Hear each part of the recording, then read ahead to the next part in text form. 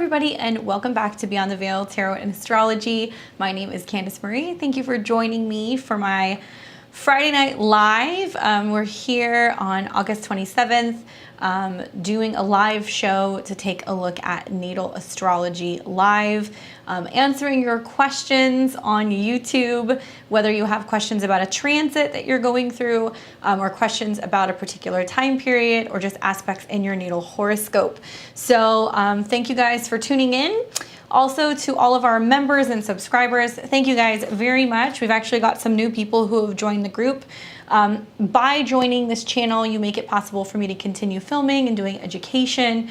So if you like my Monday mornings, if you like these Friday lives and anything else that I kind of do in between, I'm trying to work on new content for you guys. So by becoming a member of my channel, you make it possible for me to do that. Level 1 supports the channel. Level 2, you get a shout out. And level 3, you're going to get a shout out. And you're also going to get one of these readings a month live on Fridays. So like I said, we alternate between tarot and astrology. So it's kind of cool because each month, if you have a question, you're going to be at the top of my list, and I will be answering that live on YouTube. So people who are like Paula, Sam, Catherine Murray, Emma, Susan Wexler, Angeli, Jessica Martinez, and recently we have Miss Nancy Solrito. Hopefully I'm pronouncing your name right. Thank you guys for supporting the channel. Hi everybody live in the chat. It's nice to see all of you. How is it going? Happy Friday. It's been a bit of a crazy week with the transits, man. I'm actually kind of excited to be here because I imagine I've had like an influx of people who have been like, can I, do you have any time? Can I get in? And I don't really have any availability unless I'm just answering a question for about 6 weeks. So I sent a couple people over here. So if you're ever in a situation where you can't quite get in with me for a little while, I always recommend when you're on my website, just book what's available because I'm usually booked from 6 to 10 weeks at a time. We can put you on a wait list. So if someone cancels, we can get you in sooner. But that's the beauty of being able to sign on Friday nights and get a reading with me. Thank you guys. Hi, Paula. Hello. Some of you guys I did get the monthly reading for, so let me know. Although Paula, I know you have a question. I'm going to be working on that in the next day or two. So for this month, for the remainder of August, it looks like we have Catherine Murray and we also have Nancy as the two that are still left getting their readings. Obviously, you're not limited to just one. If you guys do decide that you want to join in on the live readings and maybe you're not a member, check it out. Check out the link in the chat. There is a link to my PayPal. You can also donate through Super Chat. We're doing $40 for one question, $65 for Synastry questions. So it is good to see everybody. Lots of change going on. Trying to get with it. We do have somebody that's already in the queue. So if we don't hear from Nancy or if we don't hear from who was that? Nancy. Sorry, guys. And Catherine Murray, although Catherine kind of comes in on different time zones, so we'll see if she comes in. I think she's in Greece. But sometimes I catch her, sometimes I don't. Thank you. Yeah, sure, Sam, just let me know. I know we did a reading, but I don't remember how that went down. Or maybe you did the reading and then you came back and you listened to it. Let me know. Thank you. Let me know.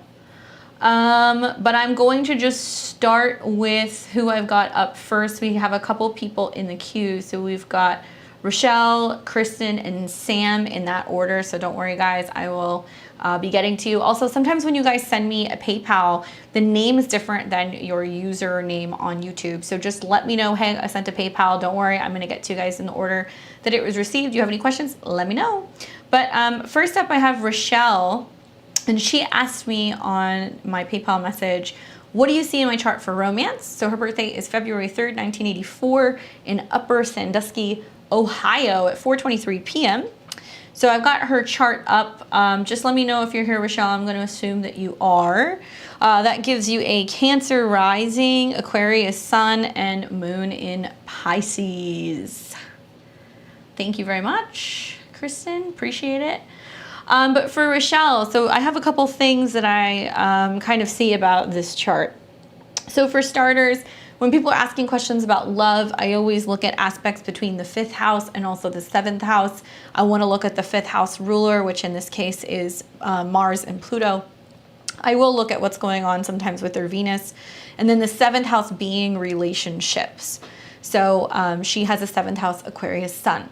For those of you guys who are not kind of used to seeing this setup, the inner wheel is the natal chart, the outer wheel is the transit. So I'm working with the transits to see what's coming in her horoscope. So she's got a 7th house Aquarius sun. Basically, Saturn's going through her 7th house right now. It's retrograding through her 7th house, and it is the Lord of her 7th house. And it is about her dealing with karmic situations revolving around relationships. She's also got big bad Pluto that's coming into conjunction with her descendant. So I would look into that transit. Basically, Pluto is, the slowest moving planet, and it's about long, significant transformations. So Pluto being the ruler of your 5th house, it's fair to say at some point when that conjunction happens, a relationship or relationships need to transform. The power revolving around relationships and power dynamics. Those of you guys who are Cancer risings, especially if you're anywhere between let's say 20 and 24 degrees, you can raise your hand. You know exactly what I'm talking about because Pluto has already been in that realm of your chart, as has Saturn. So sticking to Rochelle though, for what I see in terms of love and relationships, a couple things. I feel like this is a chart that is subject to the Saturn-Uranus squares. So basically Saturn has been in your 7th house saying, we're going to teach you about relationships and commitment. Saturn in Aquarius is it a relationship that works for both parties? Is it some kind of a relationship that starts as a friendship?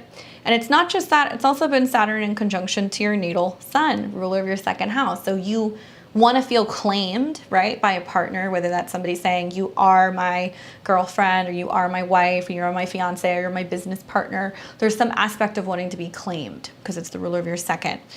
And it's in friction to transit Uranus in your 10th. So it's going back and forth and back and forth. The nice thing is that Saturn on your sun is about really putting forth an effort in finding relationships that work and finding people who are going to match what it is that you're looking for. You may feel like it's taking forever or it's delayed, but for good reason.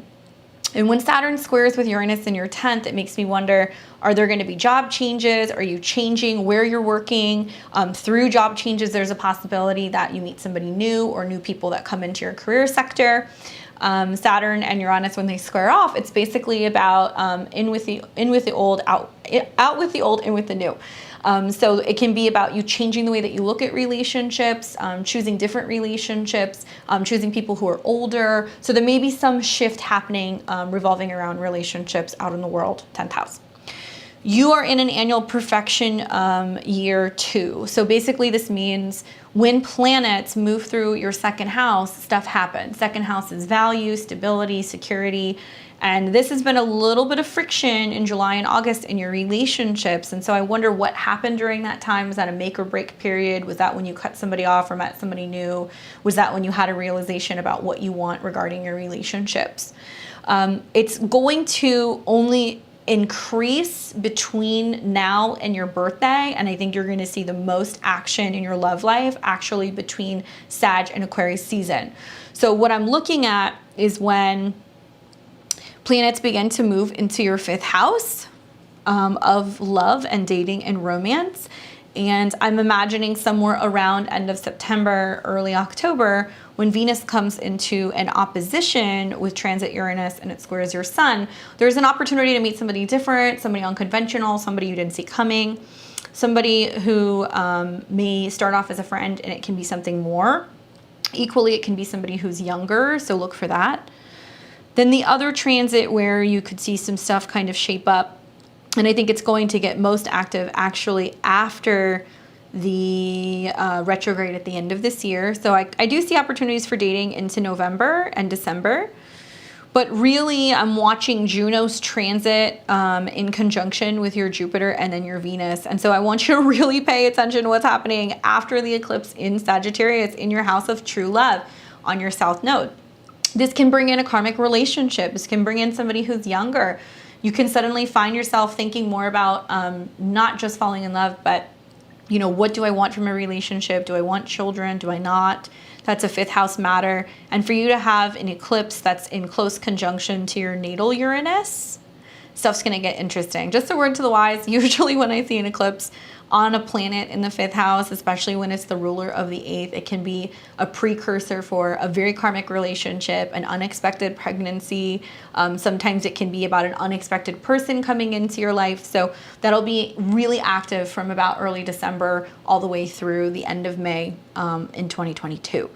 But my picks for when this gets interesting will be right around the end of November. And it's going to peak actually. And I think that a relationship is going to kind of pan out. It does require you to clear a little bit of the past out in December and January. But this is looking like the sweet spot when Mars and Venus meet in your 7th house. And they're coming into conjunction with your sun because you're in a solar year. And you may have somebody who goes, you're mine. I want you. I choose you. Like you're Pikachu. So look for that like February, March. I think then that's when that's going to happen. I'll tell you that it's going to be somebody who is unconventional. Like they're going to be different than what you're used to being with. So I would say remain open. And keep in mind that at the same time, Pluto is then conjunct your 7th house. So it's a huge transformation in relationships. Your 5th house lord moves into your 7th. Pluto does not screw around. He believes that if a relationship is not sufficient, if you're going to lose power, if it's like a power struggle, if there's anything like that going on, that he will not let the relationship thrive. So keep in mind, Pluto coming into conjunction with your 7th is also really harshly aspecting your ascendant. And it's going to put the pressure on you to get really raw and vulnerable about what you're looking for in relationships. Equally, at the same time, you've also got Jupiter that will have crossed your moon. So it's bringing up this opportunity to like start talking about merging emotionally, spiritually, or psychologically, or domestically with another person. So look for that to really peak right around or right just before or after your birthday. That's when I think you're going to see the most action. Hopefully that was helpful for you. Let me know. Let's see here. Cool. All right, so now we're gonna move to Kristen, and then also Sam, if you want me to answer a question, just send me your info and I'll plug it in. Sorry, I wish I could remember. Oh, there you are, okay. So Sam, send me your birth information and then I'm gonna look at it. So I'm gonna go with Kristen. So Kristen is 5/24/68, Chicopee, Mass, 4:06 p.m. Please refer to me as KB, okay, gotcha. I'll be moving forward in the Bay Area before the end of the year. Gotcha. KB. Okay, so let's get your info in. So this is going to be 5/24/68.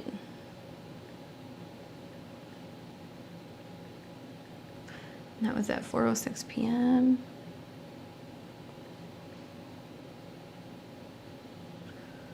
And that was it. Chicopee, Mass.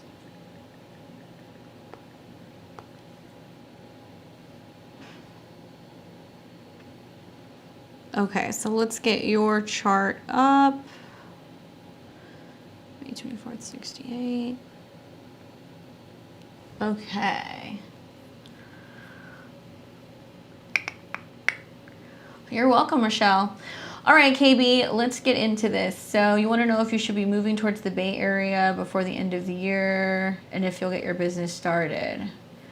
Moving specific cities is going to definitely be more along the lines of like Astro-cartography. So we can talk about the likelihood of moving and when it's easiest for you to move. And I see a lot of that energy being very significant in your chart right now. And I'm going to break it down for you because I'm a Libra rising too. And I also have my moon in the same degrees as your Saturn. So I went through some of the same transits last year. So I'm going to tell you how it goes. Okay, so the question was revolving really around moving to the Bay Area and the possibility of, I assume, how work is going to play out. Thus is kind of the square in your chart. So when you look at the inner wheel of your chart, KB, you've got your South Node and your Ascendant in Libra, your North Node, Saturn, and the Moon are all in your 7th house. And what's happening really, it's been happening for like the better part of the last 2.5 years. If you go back to 2020, Saturn, Jupiter, and Pluto were all in your 4th house of home, really getting you to do the emotional work, cleaning out your house, dealing with land or home issues, family issues, putting a great deal of pressure and really enacting those cardinal squares to your nodes. So there was a lot of things that you had to deal with first in your home and emotionally, so you can kind of unravel everything and get ready to move. I will tell you, proceed with caution when it comes to like trying to juggle the move and work and everything, because movement is really seen from the 3rd house or Jupiter. Actual physical domestic stuff is the 4th house. So what's going to happen here in Libra season is as the Sun and Mercury and Venus all come into your 1st house, which is very powerful for a Libra rising, it's going to oppose your Saturn, ruler of the 4th. So I guess my real question is like, when I look at this chart, it makes me wonder, do you have a partner, whether it's a marital partner or a romantic partner or a business partner? Because part of what's going to happen with the Libra retrograde and the oppositions to your Saturn and the squares to your Pluto is more about you going, well, what works best for me? Like, what are other people not willing to give me? If you just sold your house, awesome, really good timing. I'm also looking at the fact that you're going to have a Venus retrograde at the end of this year happening in your 4th house. So that is definitely a time for a Libra rising where there's going to be more tension revolving around, purchasing property, moving to a new place. Like, it's not always easy. Okay, soul owner. Okay. It's not always easy when you have a Venus retrograde, especially if that's your chart ruler in the 4th, to move. On top of you're still dealing with transit Pluto in a square to Saturn. Granted, it's technically over, it's fading. So really, I guess to kind of structure this is when is the best time to move? And there's a couple here. One is you want to see positive aspects between Saturn and also like your chart ruler. So I feel like you can definitely be looking at places now. I would not recommend actually buying a house or signing on to anything until Mercury has come on to your ascendant and it's coming into a trine with Jupiter. So I wouldn't like make a decision to go any one particular place till closer to the beginning of November. With that being said, an easier time to move, I think, is actually going to be when you have planets that are in harmonious aspect to your moon.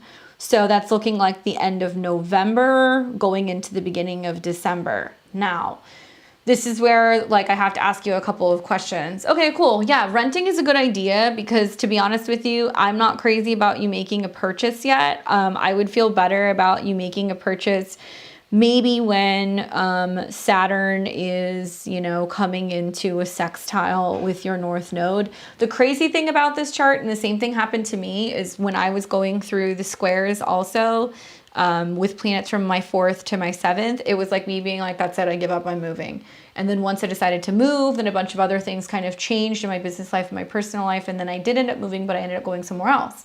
So believe it or not, this is a chart that isn't fully dependent on you. This is a chart that's also, okay, good. It's also dependent on somebody else. So I would think more about, okay, where do you see yourself going, or where would you like to be? Where do you know people? Where are you going to be happiest? So that's like kind of building into like an Astro-cartography question. And we would really have to sit down and look at the various cities that would be best for you. But let me tell you worst case scenario. Worst case scenario is on a whim, you decide at some point the next couple of months, I'm going to move to the Bay Area. And you move up there and you get there somewhere around the end of this year, and Venus goes retrograde and it squares your Saturn, and you end up meeting somebody in another city, and you're like, oh my gosh, now I have to go back and forth between this city and that city because of this person that I've met who lives elsewhere because it's squaring your Saturn. On the flip side, it can also be that, with a chart like this, you have a lot of Gemini, and there's a lot of activity still happening in Gemini and in your 9th house. So I'm not going to say that you're opposed to being in a relationship with somebody at a distance. You could, but it's certainly not going to be simple for your schedule or for their schedule because you have Neptune coming into an opposition with your Pluto. So it'll be situations like, I can't move, I signed a lease, or I invested into this place, or I have to work, I can't take time off work.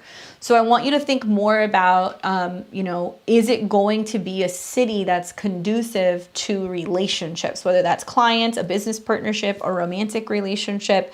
And it's not all about relationships, but for Libra risings, it really is. Because Saturn is moving fully into your 5th house, and it's going to start to sextile your 7th, and something really lovely, like once you get planets into about 20 degrees or more of Aquarius in your 5th house, is it's going to sextile your 7th house, and you're going to meet someone. And it's going to be like a really good relationship. The challenge is I think finding something that really works, especially for Libra risings this year, like their home needs to make sense for their business. So whether that's like, you being able to have enough space to have an office to work from, you being able to feel like if you need to see clients, you can, things like that. A particular person lives in the Bay. So here's my advice to you then. Be point blank with this other person about the situation regarding moving. Like, I wouldn't go moving on a whim, because if you do that, when Mercury goes retrograde in Libra here soon in the next month and it opposes your Saturn, you could have a situation where somebody goes, don't move because of me. And you would not have wanted to put all of the wheels in motion for that, only to kind of find out and realize like, oh, this wasn't going to work. So I would really encourage you to use October as like a period of time to communicate and discuss with somebody else, as Mercury is in opposition to your node and it's trining Saturn and Jupiter. It's like saying, hey, is there a future here? Because if you want to move to the Bay and there just happens to be somebody, but you're like, I'm committed to this because I like this city and business is going to be good, then go.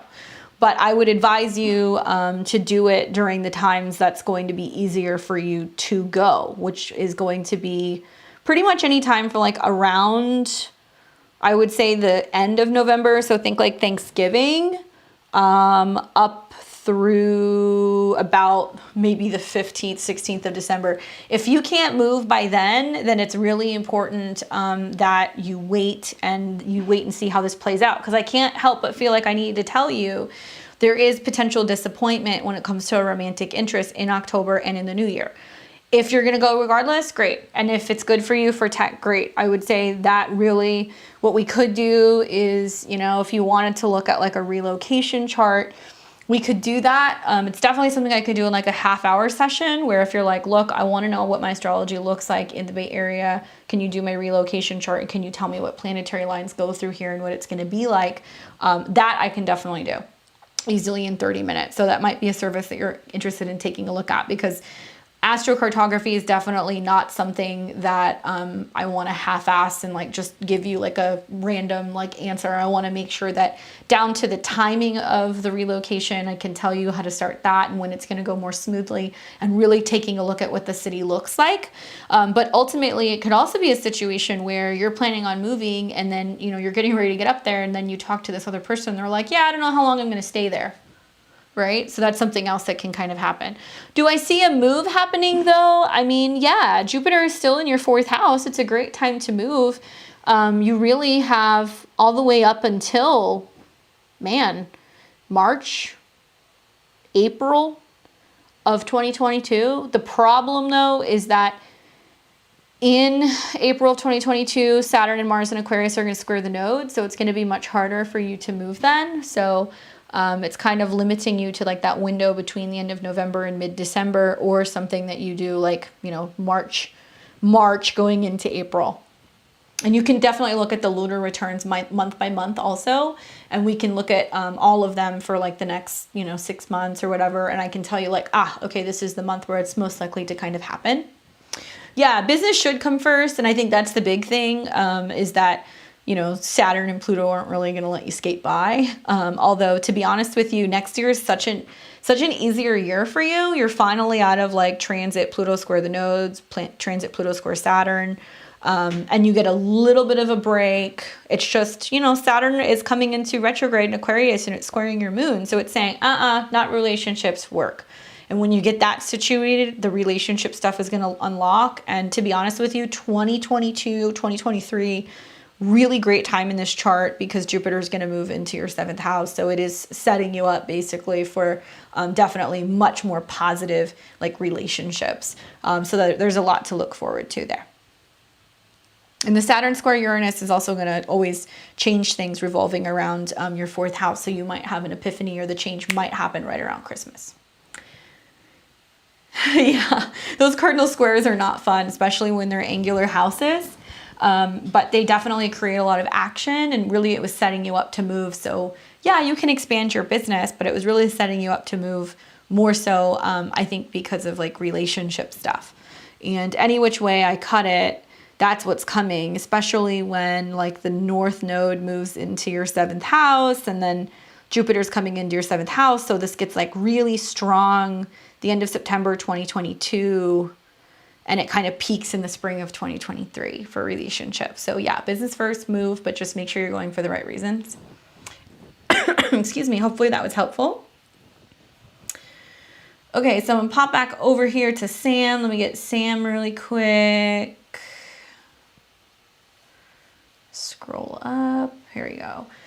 12/16/85.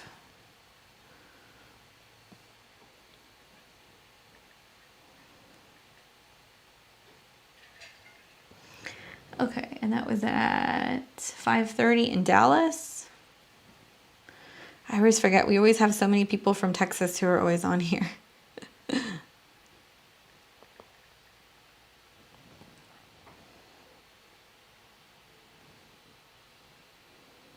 Okay. All right, Sam, let's take a look and see what's going on. With the cap, I folded and reached out because the neighbor marked in my car for having it impounded on the way home. Who the hell is my person? How can I get it? Okay. All right. So I assume you're asking more about like relationship stuff and how that stuff's going to happen. You are still dealing with the South Node transits in your 6th house, which is health stuff pertaining to like challenges revolving around accidents, things that are dealing with really kind of like highlighting either your natal Jupiter or transit Jupiter, which in this case, you're having a Jupiter return. So it's like about taking the higher moral ground. Relationship stuff, that's kind of the vibe that I'm getting from you, because it sounds like stuff went kind of like weird with this guy. Pay attention. On one hand, I do see that your 5th house is being really lit up right now because Venus just recently entered, and Venus is coming into a trine with Jupiter, which is the ruler of your 7th house. So this to me looks like high adventure from about September 4th. Can kind of get sexy, especially the 11th through the 17th of September. Be mindful that because Venus is on your South Node and Mercury is coming into shadow, that anybody who you've had a romantic connection with or a hookup or anything like that, somebody from the past can come back.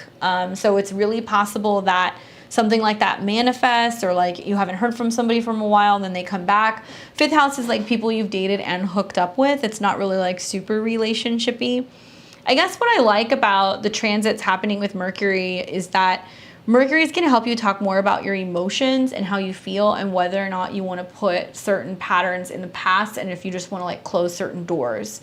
It can also bring up lots of stuff revolving around like having somebody over in your space or you being in somebody else's space. So that's something possible as well. I think that once you get Venus out of Scorpio and maybe into a conjunction with Juno, October 1st, give or take a day, is an interesting day. Actually, hold up. You have a double Juno transit. I call this a Cinderella transit, and other astrologers online, they better not steal that because that's mine. But Juno is Jupiter's wife. So Juno deals with committed relationships, sometimes jealousy. But whenever I see Jupiter conjunct Venus conjunct Juno, or even like Juno conjunct Jupiter, it's an indication that there is a relationship that can be starting or something that can be coming in. The other thing that I like to look at also is the vertex. So the day that seems most significant to me, or the days, will also be Venus conjunct vertex. So that's September 24th. Venus conjunct Juno, Juno conjunct Venus. So you've got it on both sides, natally and in transit. So October 1st, I don't know what day that falls on, pay attention. I have tracked many transits for clients, and I feel like if I had to rank them, it's the Venus conjunct Vertex presents a new relationship, Venus conjunct Juno, Juno conjunct Jupiter. So you've got several of them going on at the same time while transit retrograde Mercury is trining your Jupiter. What? So something's happening right around the beginning of October. And I love Venus in the 6th house because it's like, okay, Venus isn't super comfortable always in the 6th house. It wants to serve. But it's really sexy when it's in Scorpio and it's in a trine to your Neptune. So I feel like if you're going through something where you're like, I need somebody who's emotional, who understands what I need somebody who's going to be a team player. I need somebody who's going to help me if I'm in crisis or if I need to clean my place out or whatever. Somebody can show up who can be like really helpful in that process for you. So that's something else that I would consider. And then I guess it's like wrapping up, coming into, you know, the closing oppositions to the eclipses that we had in June. So already this is a very active chart towards the end of this year as Venus and Juno then move into your 7th house. So it gets really active from around here, so November 2nd until about the end of November. I have a feeling that if you're not feeling a relationship, you'll cut it, and that'll be mid-January. But when you have a very strong Jupiter transit, that's usually when somebody new arrives. So it's kind of already brewing. And then once Jupiter goes onto your midheaven, it's going to be more about being like, I'm in a committed relationship next spring is what it looks like to me. And thankfully you'll have this whole like kind of switch up and like the South Node will move into Scorpio. So being a Sag, it's been a really colorful last like year and a half for you. Definitely a lot of changes and a lot of like issues feeling secure.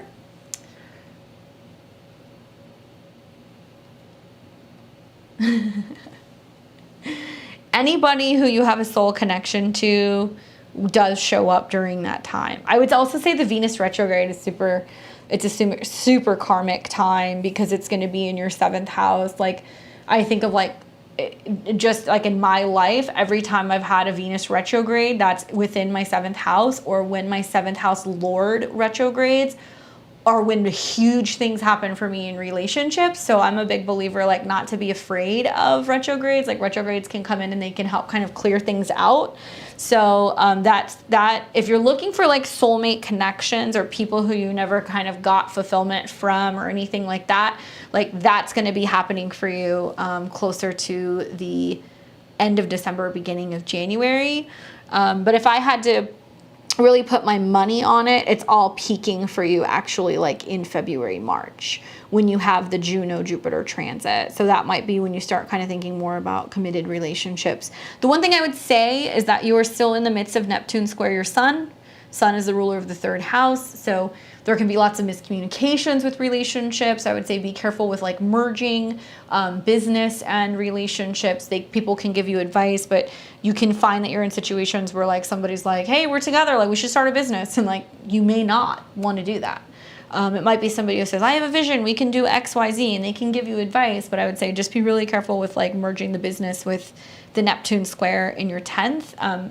Squares are the nature of Mars, so it applies pressure. So I could definitely see like Neptune coming into the 10th house where you feel like this pressure to kind of like make decisions in your career subconsciously or like figure out what you're doing work-wise. And then somebody shows up and they're like, oh, I have the answer. So you might want to read up on Neptune square the Sun. It does soften you, but at the same time, it's like you have to be really careful with not who you can trust, but your energy can get drained, especially if you're throwing yourself into like doing some kind of work with another person. So hopefully that is helpful for you. You'll have to keep me updated and let me know what happens.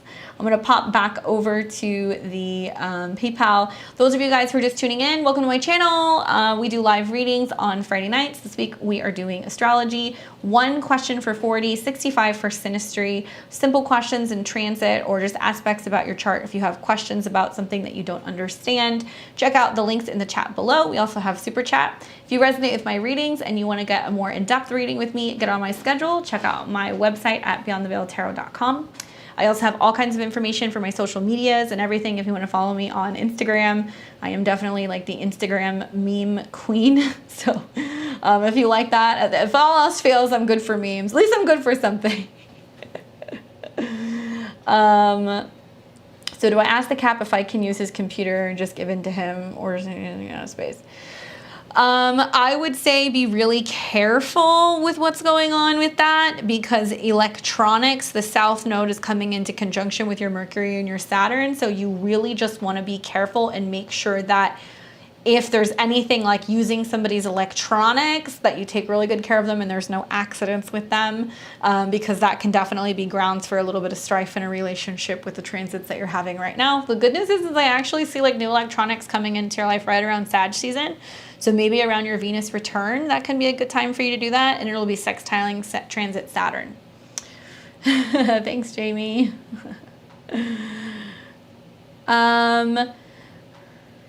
Hi, Micah. It's up to you. One thing I'll tell you is that for your chart, depending on the country that you want to go to, it may be better to look at the Astro-cartography. So Micah was on my podcast live the other night with Mike. If you haven't seen the Midheaven podcast, check it out. She's debating whether or not getting a small home or if she should like relocate and go to another country. So definitely like the foreign stuff looks really good, but that might be more involved, like a half an hour maybe, or you can do a one question if you want to do that on my website, so I can really sit down and look at all of the charts.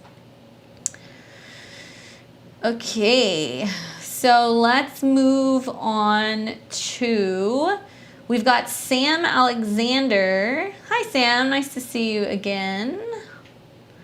Let's plug your information in.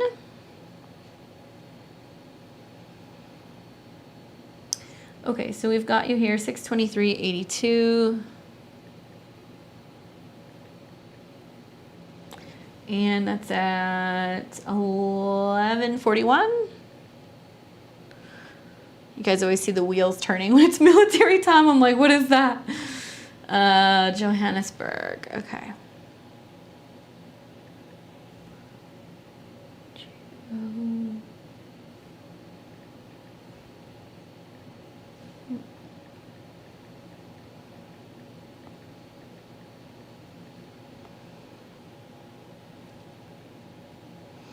So June 23rd, 1982, 11:41 p.m. So let's take a look at your chart and see. So the question was, what do I need to know for my highest good about any upcoming transits? Thank you, Sammy. Oh, hi, Lucas. Now I see you. Don't worry, you're next. You're next in line. Let's look at my upcoming solar return, please. All right, we can definitely do that for you. You are on deck. It's nice to see ya. Sometimes the chat moves so fast, guys. I'm like looking at all these different screens, sorry. Okay, so what you need to know for your highest good? That's a good question.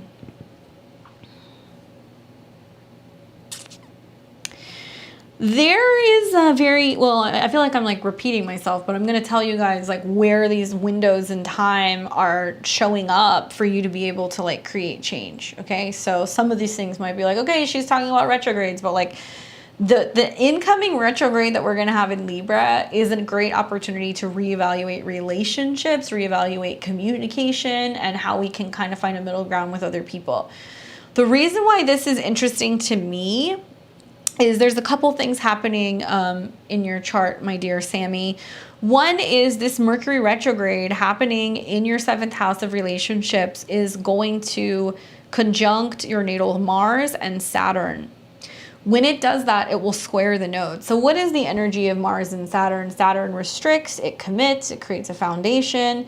And Mars is heavy-handed fighting, fighting back. Mars in Libra is a little indecisive. So I'm wondering if there's something that is going on in your life that's kind of building where you feel like you need to have conversations with people about how you feel, okay? Because when a planet squares the nodes in a natal horoscope, it means that these are skip steps and things that you keep dealing with in this lifetime because you have not dealt with it in previous incarnations. That's the evolutionary astrology perspective. So Saturn and Mars, Saturn rules your second house of resources, ownership, and Saturn rules your 11th house of friendship. So it can be a lot of like, you know, being like, okay, out with it. Like, how do you really feel? Or, you know, do I need to clear the air in a friendship? Or are we friends or are we something more?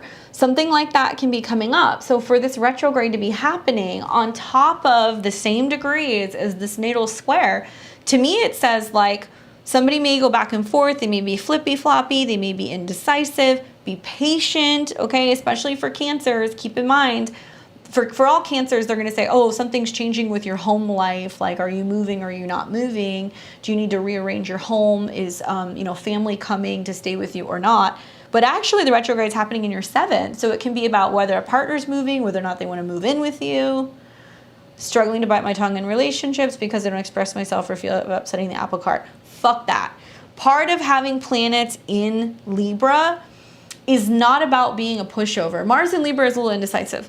But you have to understand that for you to have all those planets in Libra in your 7th, it tells me that you can sometimes mirror that back to other people. Have you ever like noticed when somebody's like, hey Sam, where do you want to go out to dinner? And you're like, I don't know, where do you want to go?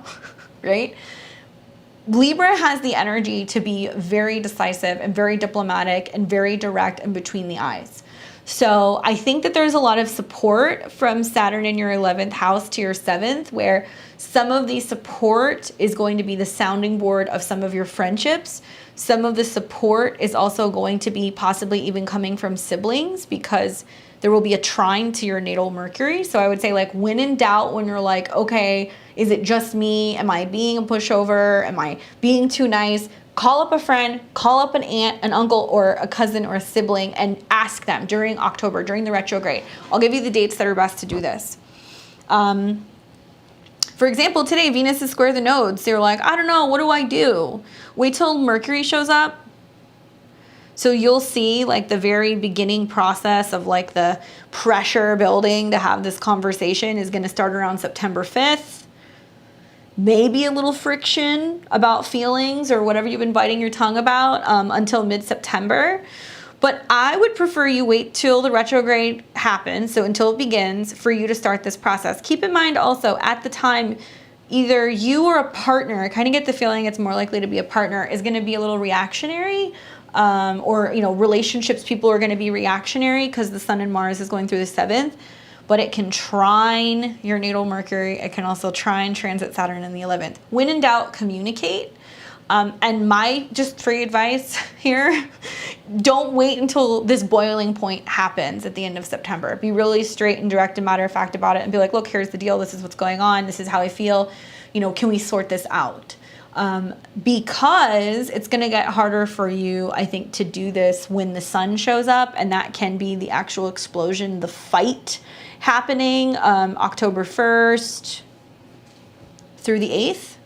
Thankfully, there is a new moon. So there is a new moon that's conjunct your natal Saturn, and Saturn rules your 11th house, which is like, here's my goal. This is my end goal. This is where I want to get to. I don't want to fight about where we've been. I want to be about solutions.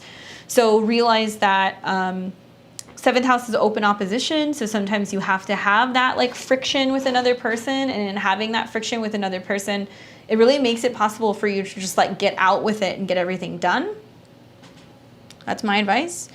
And you'll have another opportunity to do this down the road, but it's easiest for you to tackle this in October. Another time for you to start working through some of this stuff will be like when Mercury goes retrograde and trines all of this stuff again briefly in January, but it's better to do it now while the sun is in the 4th house, and the sun is the ruler of the 6th. So it's basically saying, here's the problem, here's the issues, let's just get on with it. Okay, so the friction is with your mother. So it makes sense because the square is from the 4th house, which can be the dominant parent to the 7th house. I've seen situations like this where it's like it's a reevaluation of the relationship with a parent. It can be a situation where you don't like a mother-in-law, or, you know, a parent has an issue with someone you're dating. You feel like you don't have enough space physically in your home, or you don't want them in your home. So these things can kind of happen during the retrogrades. But the nice thing is that You know, I also feel like this is a lesson from Saturn, and I see oppositions differently than most people. I see oppositions kind of similar to the energy of like a conjunction. So you've also got transit Saturn in an opposition to your Leo moon, which means there's a lot of issues coming up from your childhood, or issues where you're feeling like you're being treated like a child, or where your emotions are being repressed right now and you're like not feeling it. So if there is a time to kind of hash this out and talk about solutions, especially if it's involving a parent, that trine from your 7th house to your 3rd, if you have like a trusty sibling or a friend or somebody who understands and can be a sounding board, they're going to be really helpful for like kind of keeping the peace and like talking about that stuff. So hopefully that is helpful for you, Sam. You will have to let me know. Let's pull up Lucas's info. He wants to look at a solar return, or not a solar return, a lunar return. You are very welcome. Oh, it was your solar return. Okay. 9/5/83. 15/83. And that was at 8:20 p.m. in Grove City.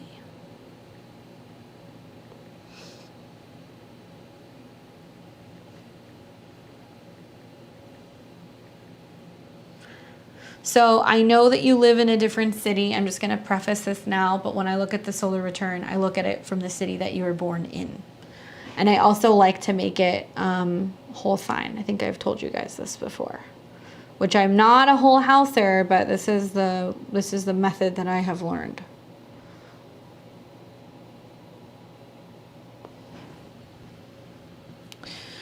Okay, so that's your chart. So we've got that up. So now let's pull it up for the solar return. And this is going to be for 2021.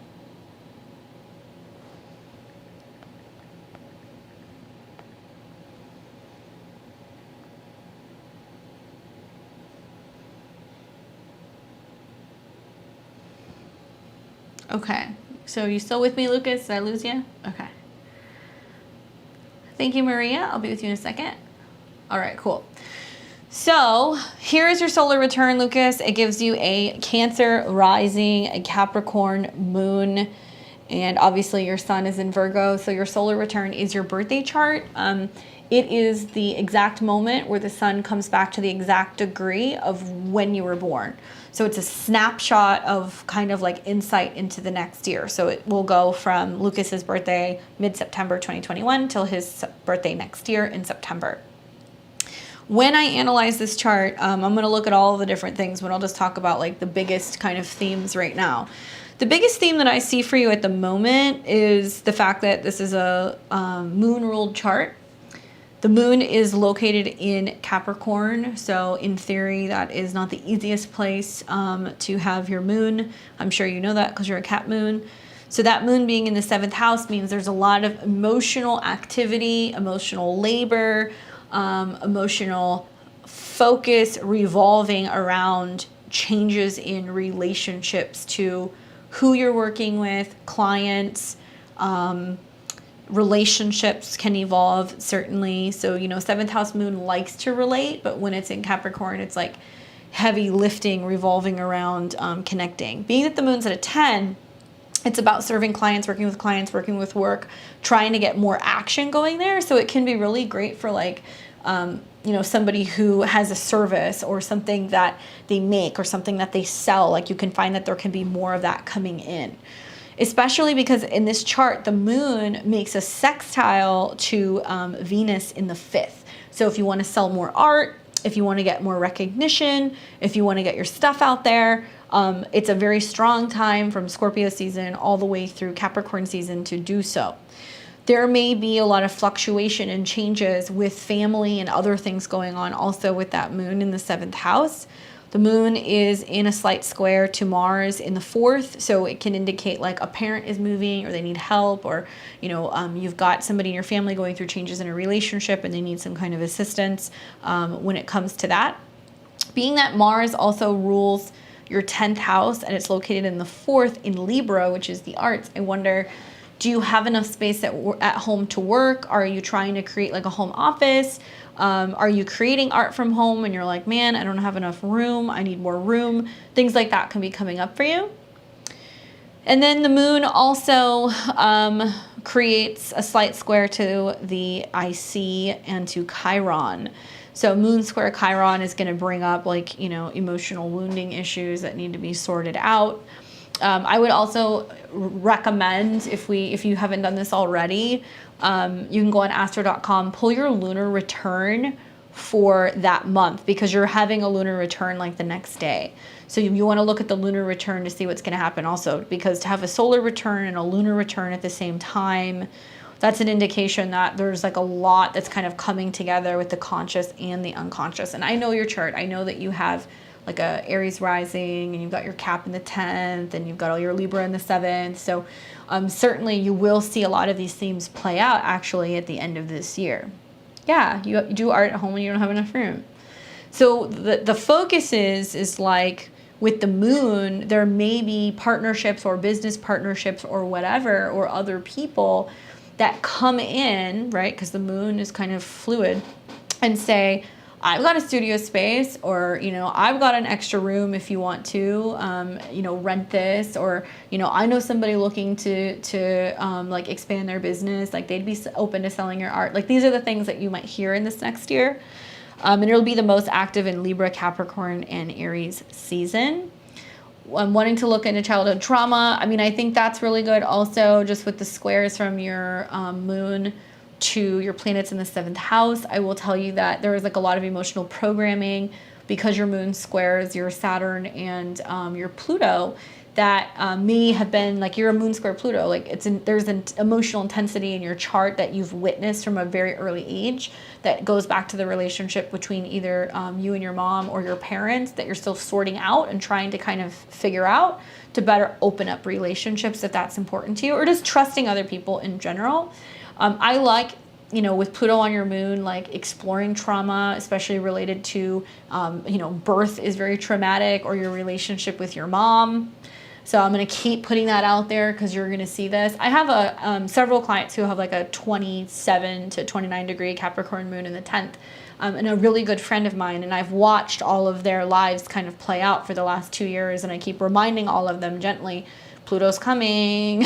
Like when Pluto makes the conjunction, like that's when you're going to realize like, whoa, this is this like really toxic emotional pattern that I've been continuing, and like, this doesn't work for me anymore. The beautiful thing though, Lucas, is that it is making sextiles to Neptune in your 12th. So I see that kind of as like art therapy, that, you know, your art is kind of the means for expressing yourself and healing and getting it out. Yeah, there's no surprise. If you have a moon square Pluto, like there is not an easy relationship usually with the mother.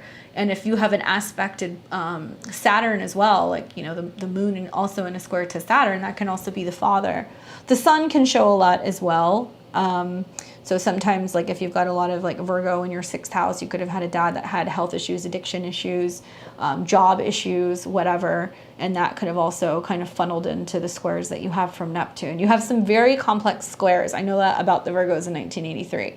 And so in a lot of ways, the Pluto is helping you wake up to the psychological issues, but the Neptune squares are like softening you and making you a little bit more spiritual, and you guys are like seeking like some kind of higher consciousness or understanding, and you're not always looking for something super practical, which is not very like Virgo.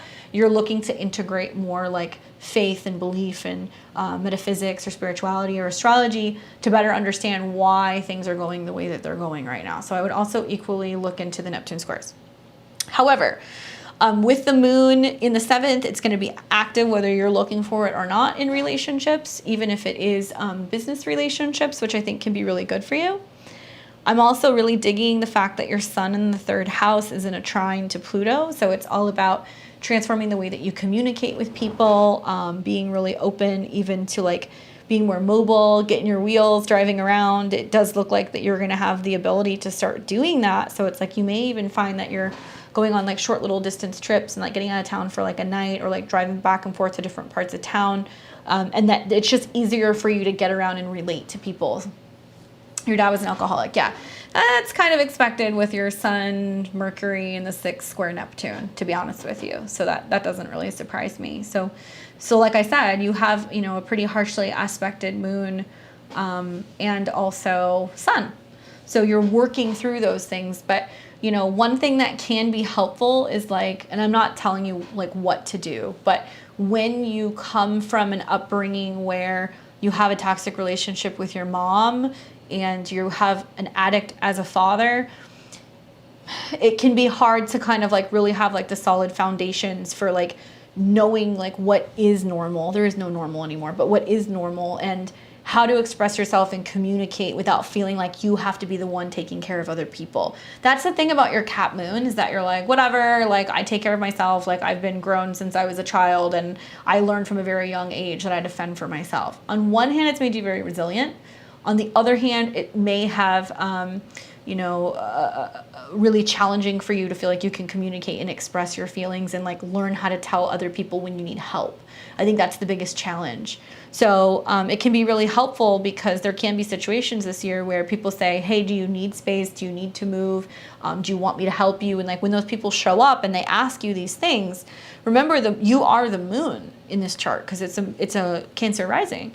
So you're going to see a lot of what you need from other people possibly come in. It's going to feel a little uncomfortable because it's going to square Saturn and Chiron, but you're going to realize that we're being emotionally vulnerable and relating to other people really sets you up in a way where that's what opens the door to intimacy. That's what opens the door to deeper bonds, to better relationships, better friendships, stronger businesses. And like Moon in the 7th, will make you so much more personable, even if you're like, oh, I don't like people. If you're like that, I don't know if you're like that. A lot of Cap moons can be kind of grouchy. But this is like a period where I feel like you may be more of a people person. Like you might find that like people just like start coming up to you and talking to you and asking you questions, and you're like, whoa, like what's the deal? This is kind of uncomfortable.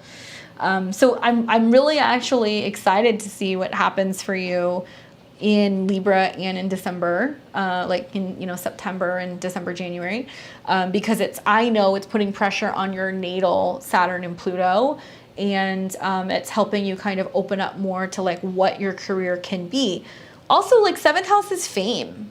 Hi, so your 7th house is in a square to Mars, so you're like, there's something about wanting to get yourself out there, wanting to be seen, but you feel uncomfortable or weird about posting your picture or having people see your face, or, like there's some aspect of like you become more attached to your image, and you might start kind of showing more of yourself or talking to people about how you created a certain piece of art or what inspired you or what the story was. That may be a great segue, right? Because Capricorn is really talking about like your career, your legacy, what you're known for. So I think that's actually really positive for you. I think the most action is also going to be on, letting go and releasing, heaviness when it comes to health or career stuff, like where you're working, who you're working with. Look for that in Sag season. That South Node is the same degree as the eclipse, the beginning of December. So that can shake things up in the workspace. There can be new schedules, new places, new people getting hired. And I think it's all heavily funneling into the North Node in your 12th in a trine to Saturn. So there's like some transformation in how you communicate, how you think, shared resources with other people. So there's a number of things going on, but the big ones are definitely like what's going on with the sun, how many aspects are there to the moon. And in the moon trine Uranus is cool too. I didn't even notice that. Like if you do have changes in work, or you work somewhere new or new people come into work, you might have new friendships that materialize as a result of that. And equally, if you do meet somebody and if you get involved in a relationship, you may become friends with their friends with the moon trine Uranus. So there's some really sweet stuff that's happening here. Look into transit Neptune oppose your sun. Obviously, that's a biggie too. And that's talking more just about like, if you're going to invest in travel, or if you're going to invest in education, really make sure that it's something you really want to invest in, and choose your teachers and choose them wisely. Choose the places that you travel to and choose them wisely. Make sure that you're looking at all the details before you book anything when it comes to like actually taking a course or going on a trip, because Sun opposed Neptune is kind of fuzzy. but you're coming out of this opposition pretty soon. Hi, Wendy. Nice to see you. Thanks, Swats. I'll be with you in just a second.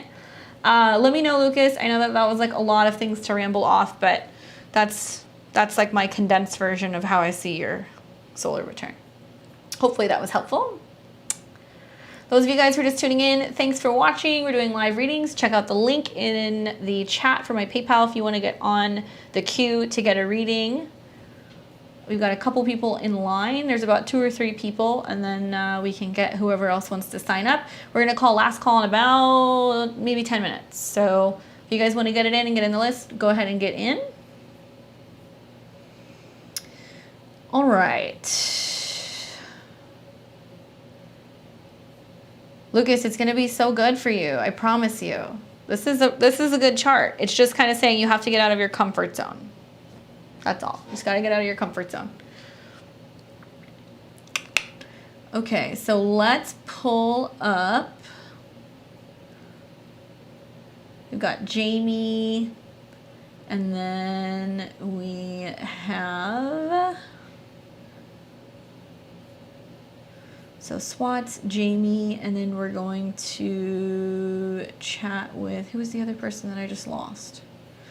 There was another person who's Yuzavi. Sorry guys, okay, yeah. Maria, okay, I got you too, don't worry. Thank you. My progressed ascendant just turned to Scorpio. So I'm not a Libra rising anymore. So dark hair now. All right, so let's get on with Swats. Nice to see you. February 10th, 86, Fiji, New Zealand now. A bit lonely, wondering if a relationship children are coming. Why is it taking so long? Worried about my biological clock ticking. Swats, I want to do something a little different for you, okay? I want to look at your progress chart, so let me know if that's okay, because that's going to tell me a lot more about some of that stuff if you're open to it. And honestly, Swats, your chart is one of my favorite charts. You were like the Aquarian dream. February 10th, 86. I can't get your chart out of my head. I've only looked at it like twice. You remind me a lot of one of my friends who's got a Aquarius stellium. 3:10 a.m.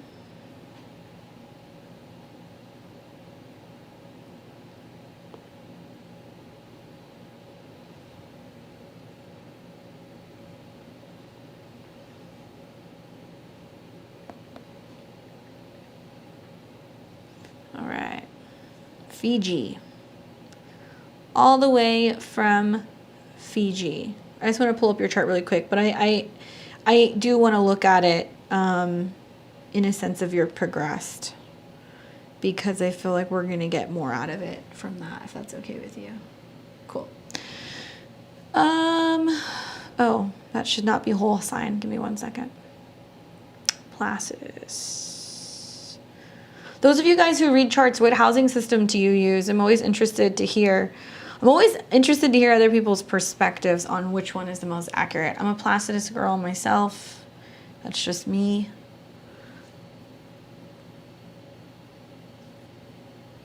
Why is this coming up as something different? That's not you either. Sorry, my dear. Give me 1 second. I think I put the wrong month. There we go. February 10th. All right. It's correct this time, I promise. Okay, Cap rising, all that Aquarius. When you have a really strong moon transit, things happen. So here's the positive side to the moon transit, is that it's hit one time and it's activated it. So really, I want to know, where are you thinking about going? Where are you thinking about moving to? Are you happy living where you're living?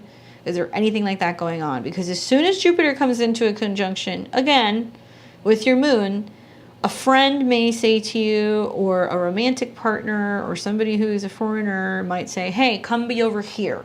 All right, so just know that.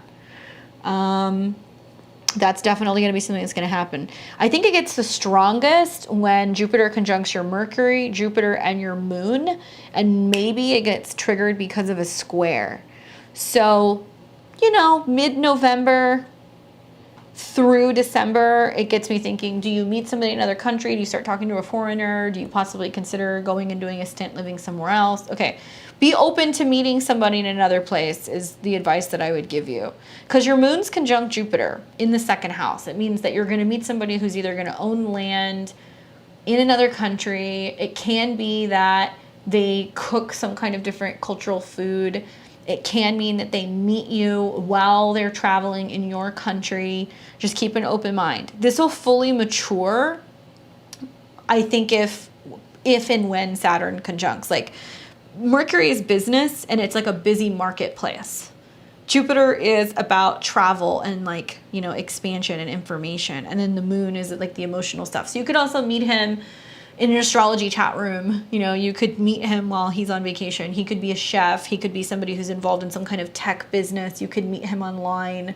Oh yeah, it doesn't matter if your 7th house is empty. As far as I'm concerned, your 7th house is a freaking jackpot because it's conjunct Jupiter and Mercury. It means that when the person shows up, there will be a lot of communicating between the two of you, like a lot. The other thing is that eclipse that's kind of coming in here soon is going to be right on top of your Saturn, beginning of December, which is a bit of a doozy because that's your chart ruler. So it tells me that friends may have friends from other countries come and visit. You might meet them at a party. Somebody might say, hey, we're going on this trip. We're going to go away for a week. Do you want to come with us? I know it sounds crazy, but something like that will happen. I'm guessing at the end of December, the beginning of December, which is setting the stage for within about 6 months' time when the full moon is happening in your 5th, that, like, you know, all the bells and whistles and all the romantic things are then happening. Another time where this is going to get really strong for romance is going to be, I think, when Mars, Venus, Juno, and Saturn hit your Sun, Venus.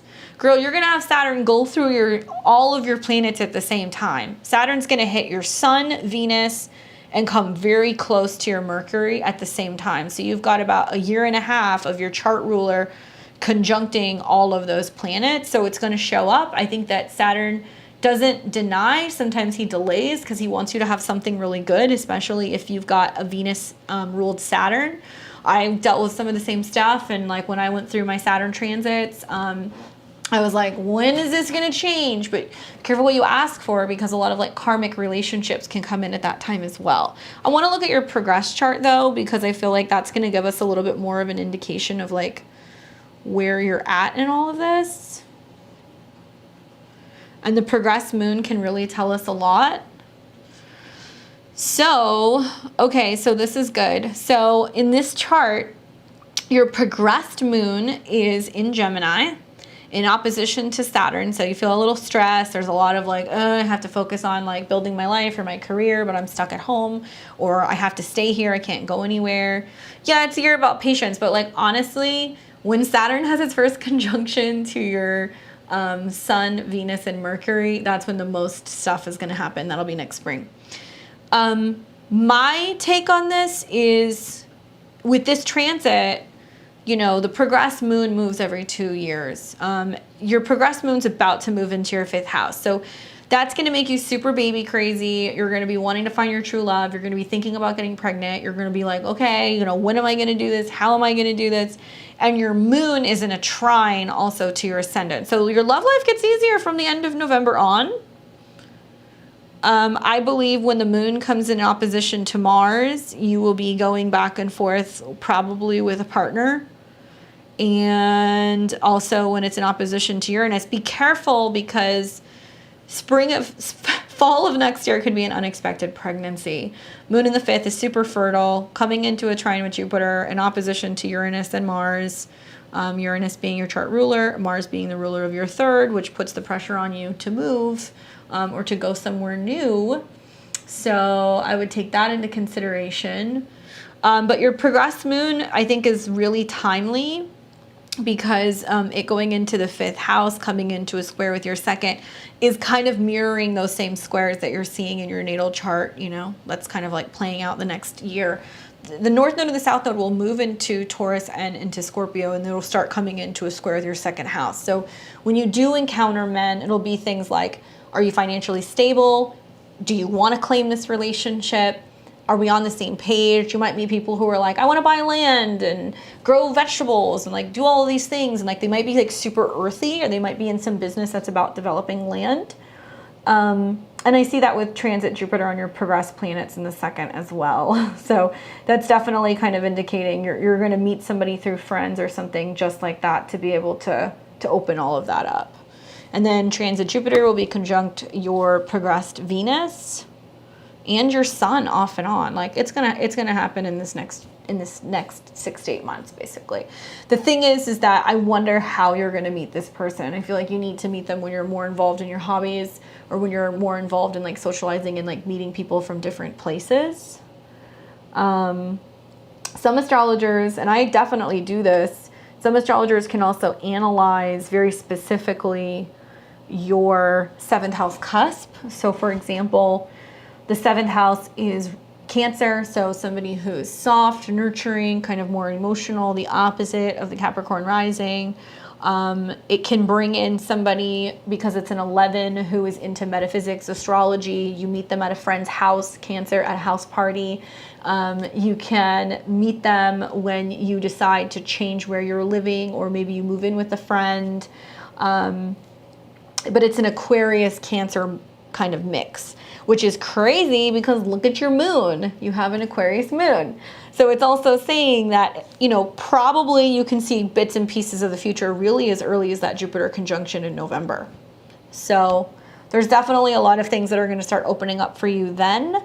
I'm more interested to see who shows up when Saturn is in conjunction to your moon. I think that's probably going to be more telling, because you're going to be like, okay, am I buying this land? Am I moving to be with this person?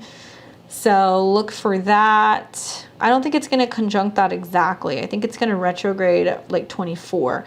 So it'll be on top of your Venus, which is the ruler of your 5th house of children. So it tells me you might meet somebody who's a little younger, or you meet somebody and you're like, I want to have a kid. And then the nodes are squaring and they're coming into a square. So really watch that May period next year, and equally watch the fall, because that can materialize as a pregnancy. I've seen a lot of Aquarians also with a heavy 2nd house with these transits through their 5th start thinking about like, okay, you know, Uranus in the 5th, do I invest money in, you know, freezing my eggs? Is it a good idea? Do I do this? Do I not do this? So that can come up for you as well. I don't really see any issues with pregnancy. I think it's smart that you're kind of thinking about this now, because it may take a little bit more time to get pregnant when Saturn is on your moon. But it will be there briefly. Like, it's not going to be there that long. It'll be there in, you know, February of 2023, and then it moves into Pisces. And even when it retrogrades, it's not on your moon. So, you know, your progressed moon says a lot. So for 2 years, your progressed moon will be in your 5th house. I'm liking your progressed moon more, I think, when it gets to the late degrees of Aquarius, and it's just coming into, the late degrees of Gemini, and it's coming into a trine with all your natal placements. So sorry guys, my mind goes like a million miles a minute. So if you can't keep up, don't worry. I just want to look at something with this progress chart one more time. So because your hot spots are like 20 through 28 degrees, my view is that the baby, pregnancy, love stuff heats up June of 2022, probably until it comes into an opposition with your Neptune. So June through October. So reoccurring themes, you know, that this person is going to show up, but I would say really expand your horizons and be open to the different places in which you can meet someone, and a great time to be talking about falling in love or getting pregnant with the progressed moon moving through your 5th house. So it looks super positive. You'll have to let me know who shows up. Let me catch up on the chat a little bit. You guys are telling jokes. I love this. Okay, Lucas, more jokes. All right. Oh, hi, Lynn. Nice to see you. Micah, you're into the whole sign. Honestly, There's something to it. Like when there is a transit, like when Jupiter went, because I'm like a freak. All my 4 angles are 0 degrees. But when Jupiter went in and out of Pisces, I felt it, even though it has not fully moved into my 6th house. It was like crazy. I was like swimming during the day and like eating lots of seafood. And then it retrograded back into Aquarius in my 5th. And now I'm like, I just want to party. So maybe when it goes back into Pisces, I'll like go back on my fish and shake diet and start doing yoga, but I'm gonna live it up first, guys. I need some more time.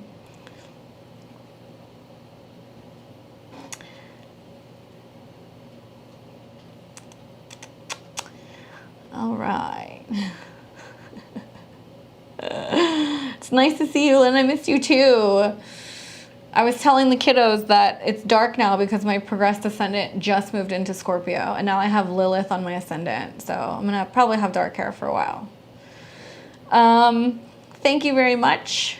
Is it Aurora? Am I pronouncing your name right? Please let me know. I'm like a big stickler for that.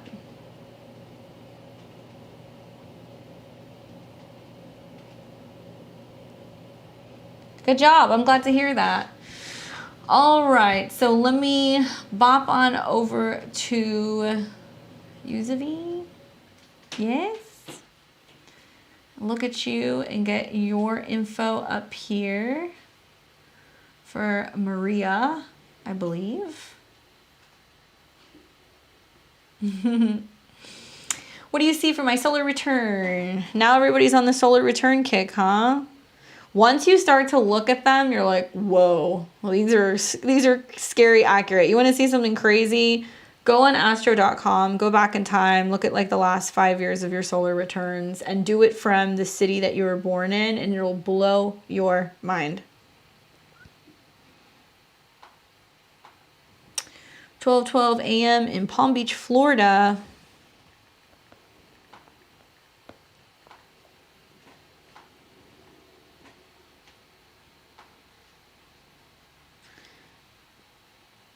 All right, so we'll do whole house. Yeah, whole house. Not the progressed. Solar return. Palm Beach.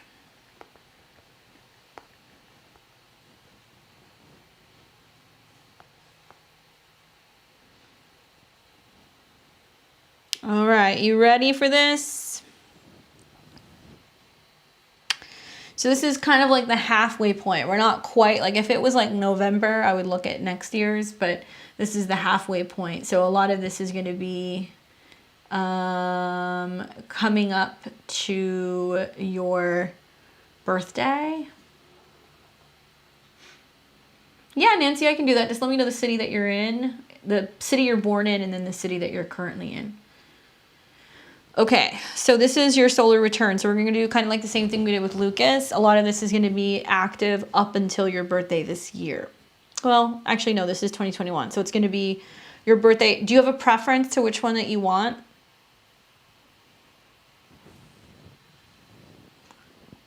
Let me know. Maybe we'll just do December because what we're in, like, we're almost in September. So this will be from your birthday this year. Through December of next year. So a lot of the predictions that I'm making are going to be literally for the next year and change. Sag rising, so go big or go home. A real focus on expansion, happiness, optimism, your beliefs, travel, all those saggy things. I'm just waiting to see what you say. Hopefully this is okay. Let me know. And we look at Jupiter in this chart.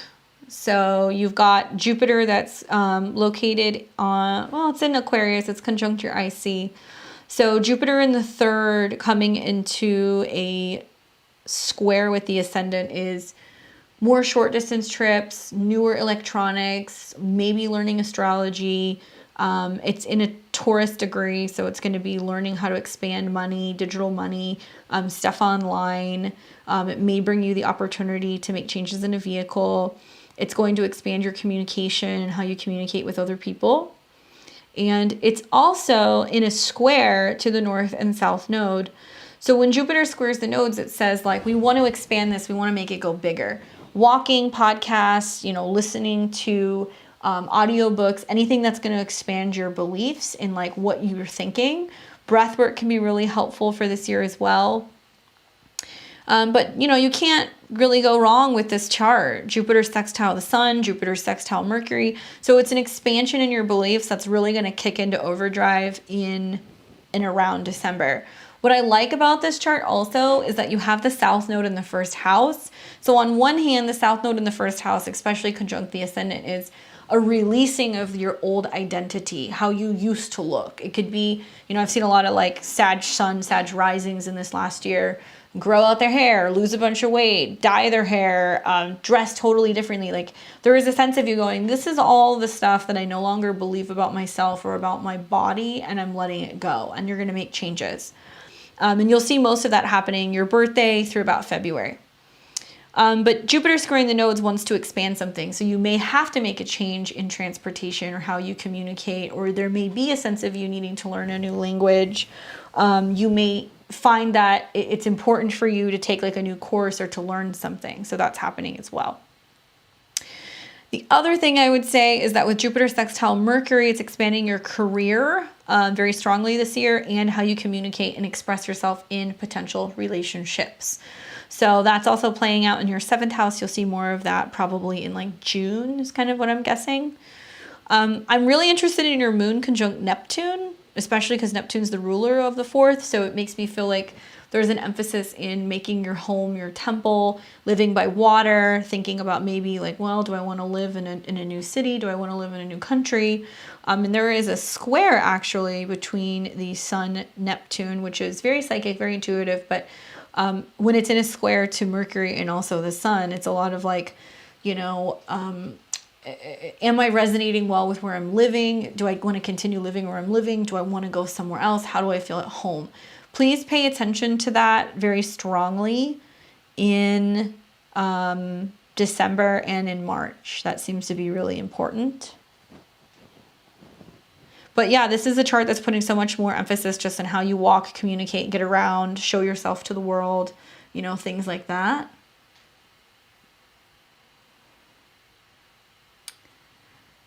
Thank you, Aurora. Appreciate that. Maria, did I lose you? Let me know. But I think one other thing I would say is that, you know, your moon's in a really tight square with Mercury. And that means that there's one way that you feel and there's another way that you act. So it's your body language. Oh, you're moving back. Okay. So are you going to be back? Do I want to live here? Am I going to be able to communicate well in, you know, a romantic sense with people, or not? Living where I'm living. Don't worry about this though. With that North Node in the 7th ruled by Mercury, if relationships are a theme for you this year, because the North Node is there and you've got a really strongly placed Mercury, it's kind of under the beams of the sun. There's a lot of thinking about relationships, and like I look at this and go, if you're going to have a relationship, you have an interest, like you're going to choose people. People aren't going to choose you. You're going to choose people. You'll see what I'm talking about. Having interviews for a college institution. Okay. So, I mean, honestly, school and education, you're going to get news around your birthday, or there's changes happening right around your birthday. Your sun in this chart is also the midway point for the eclipse that we had in June. So it's kind of like all of the things that are going to change will literally change right around your birthday. You'll see like that whole week or two, that area, there's a lot of shifts. I guess the one thing I would say is just with that Mars conjunct the South Node, it's releasing hostility, frustration, letting go of repressed anger, being really mindful because, you know, Mars rules your 12th house and it rules your 5th when it comes to dealing with, you know, some kind of questionable lovers maybe, right? It's possible. An ex returning, I wouldn't say that. I would say the second half of next year, there's a Mars retrograde in Gemini, so you can be hearing from people next year, but it'll oppose your Sun Mercury in this chart, so it's like hearing from people, but that doesn't necessarily mean that you'll go back there. That's the kind of vibe that I get. With the North Node conjunct Mercury, like you're making a conscious choice to choose different people, especially in Sag. It's like, I believe I'm worth this. Like, you're going to be so focused on what's best for you emotionally, physically, and in terms of your security. You're not going to be willing to make sacrifices. So just be mindful of that. Hopefully that's helpful. Thank you, Paula. I'm excited. I can't wait to hear all about your chocolates. I was looking at your chart. I'm going to get that out to you in like a day or so, but I'm really interested to hear about how the chocolatier, right, classes are going. I could never do that. I would eat everything. Like, I love chocolate. I'm like a sugar addict. So it's like I have a strict, like, almost no sugar policy. Aside from like wine and like dark chocolate, I don't let myself eat that stuff. Yeah, be bold about money this year because you've got Venus conjunct Pluto, which, yeah, I see that. And it's coming into a trine with the 7th house, North Node. So yeah, absolutely, Venus, Pluto, but you're taking into consideration your 12th house, your 6th house, and also your 11th house. So it's like clearing out any fears you have revolving around stability and finances. Venus, Pluto conjunctions are like definitely big money, big opportunities, but I also look at the North Node in a trine to where like the more that you invest in yourself and like what you need and like really wanting to transform love, you could also bring in people who are very financially stable. Not that that's everything. Paula, I love you. Thanks, Maria. I look forward to chatting with you. Obviously, yeah, you guys can get a lot even more detail when you sit down and have like 30 minutes or an hour. I also have new services on my website if you guys are interested. I'm offering like working together for a month where I have a service where we can work together for a month where you get a session and you get some follow-up calls and emails, or we work together for 6 months and you get that confirmed once a month appointment with like 1 or 2 follow-up calls. So I have it for 1 month, 6 month, or a year. So if you're somebody who's like, I always have something going on and I'm working through a relocation or I'm working through a divorce or I just need more guidance and I want to check in with you once a month, I do have those packages now on my website at a reduced rate, so you can guarantee that you get time in with me every month. Okay, so we are going to close this up now. We've got 2 people left. We are done taking people. So hopefully if you guys have any questions, we can see you next week for tarot or the week after for astrology. So I'm going to go ahead and check out Aurora. And then I saw you sneak in there, Joseph. I will get you in just a second. Guidance regarding your relationship, please. October 11th, 1989. Another 1989er. We have some very strange astrology. I'm born in November of 1989, so we have some really unusual conjunctions. 1:34 a.m.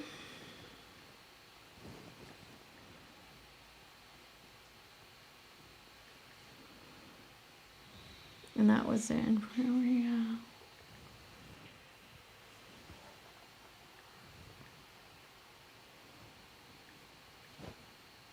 Probably misspelling that. New Zealand. Nope. It's P-O-R-I.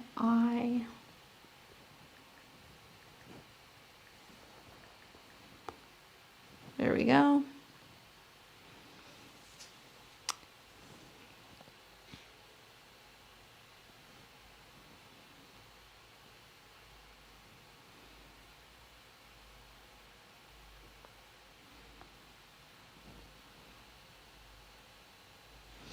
Okay, so just let me know if this resonates with you. We have got you here as a Cancer rising, Moon in Aquarius, Sun in Libra. So your question was, I'm getting nervous. I didn't realize you're 89.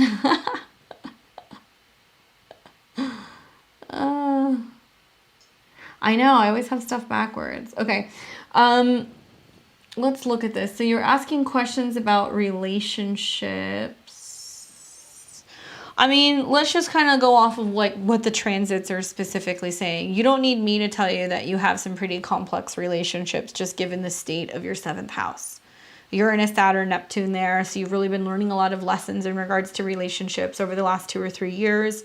Saturn is now retrograding through your 7th house of relationships saying, hey, are you missing anything? Is there anything that you need to get straight or anything that you need to work out karmically in relationships before it goes fully into your 8th house in this next year? Saturn is in a square with Uranus. So it's about, on one hand, like, do your friends get along with your partner? Does your partner get along with your friends?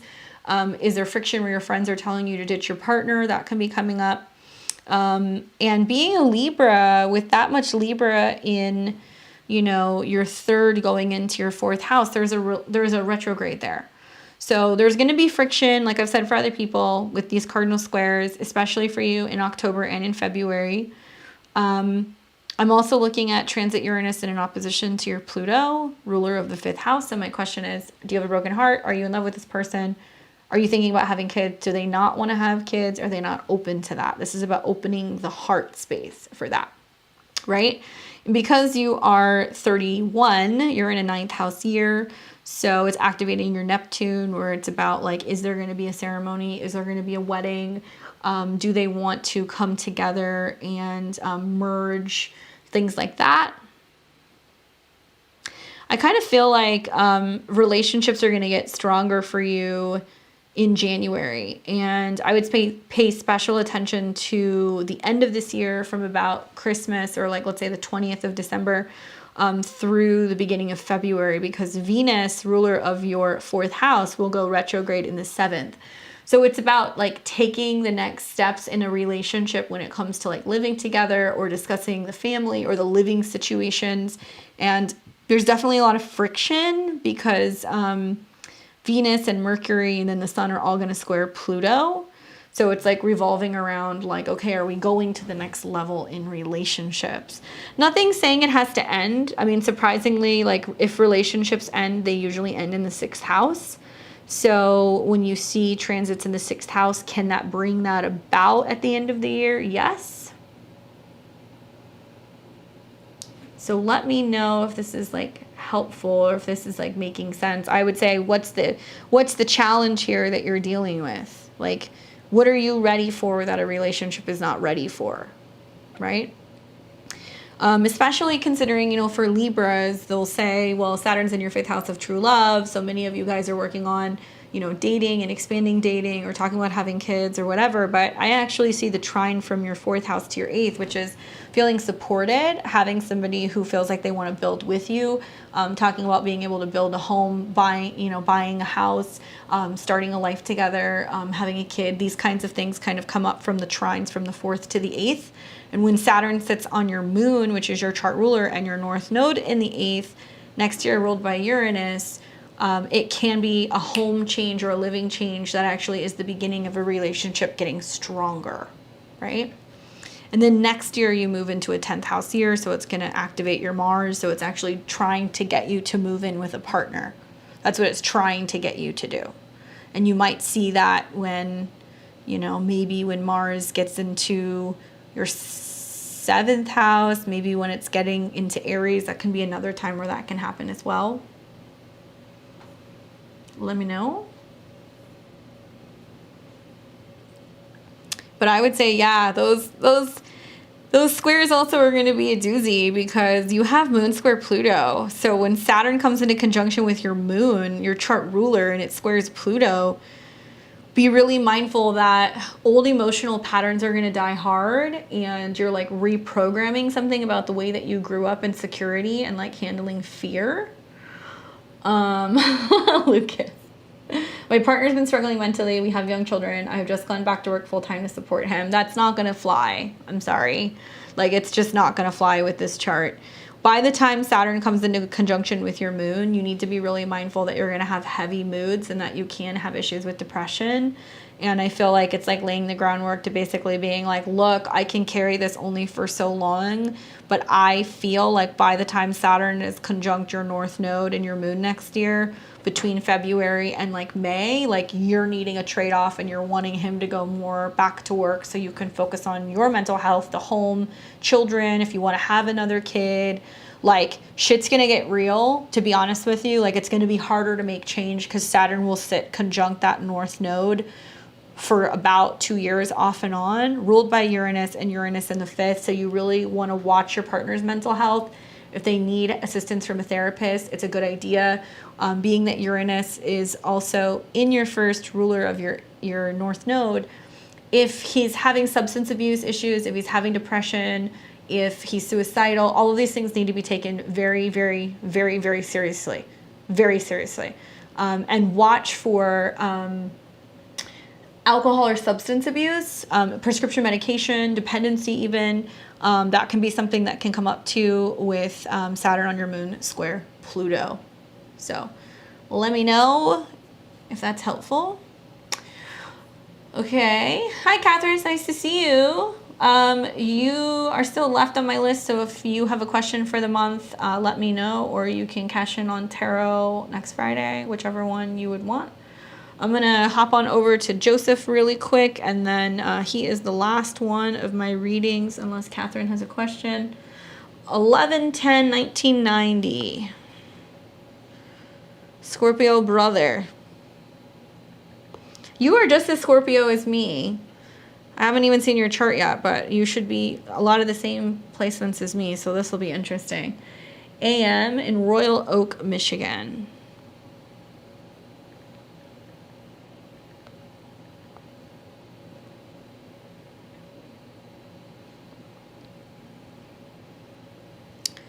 .55 AM.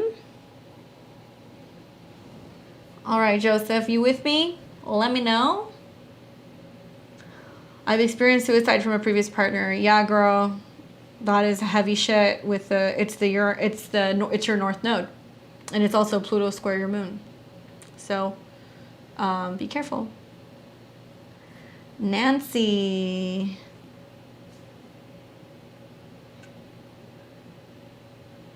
Okay, give me a second. Oh, I see you, Jamie. Let's see. Okay, guys, sorry, I'm trying to catch up on the chat. So we've got Jamie, Joseph. Okay. Nancy. Yes, Nancy, I have you. Sorry, guys, I just have a lot of people at one time, so give me just a second. So in this order, I'm going to do Joseph, Nancy, and then we are also going to, let's see. So we've got Joseph, Nancy, and Jamie. Don't worry. I've got you guys. Don't worry. I've got Joseph up now. Cool, cool. Don't worry. All right. So let me do Joseph, and then I will pop on over to you guys. So Joseph's question was, part of fortune on the galactic center or general relationship advice. Okay, point of fortune on the galactic center. So what house is it in? Oh, it's in the 3rd. Okay, ruled by Jupiter, and you've got Jupiter in the 11th. So, couple things. Also, your moon trines the galactic center. That's some worthy advice as well. Your chart looks just like mine. It's kind of cool. Galactic center is that 27, 28 degrees of Sagittarius. It's the sweet spot, the center of our like universe, the cosmos, or they say like the connection to the Pleiades. It means that you channel and you are one with the universe. At 27, it means that you can hear the universe through your friends. You can hear the universe through books, audiobooks, reading. When you're traveling, you connect to the universe. When you're reading certain things, you might be really into reading about astrology and stuff like that. But the point of fortune conjunct that, you actually want to look to your Jupiter placement. So that's in your 11th. So being at home and being one with friendships, and that's something that activates that for you. You might find that like messages come to you while you're driving or through license plates, or like you'll open a book and you'll see like a line and it'll be like literally like advice to what you were questioning or what you were wondering. So that's something else that can kind of come up. Have you ever noticed that, Joseph? Jupiter in a trine, though, tells me also that it can be through siblings. So like an aunt or an uncle or something like that. There can be a situation where aunt, uncles, cousins, siblings giving you saggy advice, like talking to you about culture and travel and things like that. And then like general relationship advice, I would just say the North Node just conjuncted your Mars ruler of the 7th. So it is bringing about relationships. It's probably trying to bring you into contact with somebody who lives a little further away, bringing you into contact with somebody who's into writing or publishing or storytelling. Thankfully, Saturn's coming into a trine with your Mars, and Jupiter is coming into a sextile with your 7th house. So relationship stuff gets stronger for you February through summer of next year. You are coming into, let's see, so you're 30.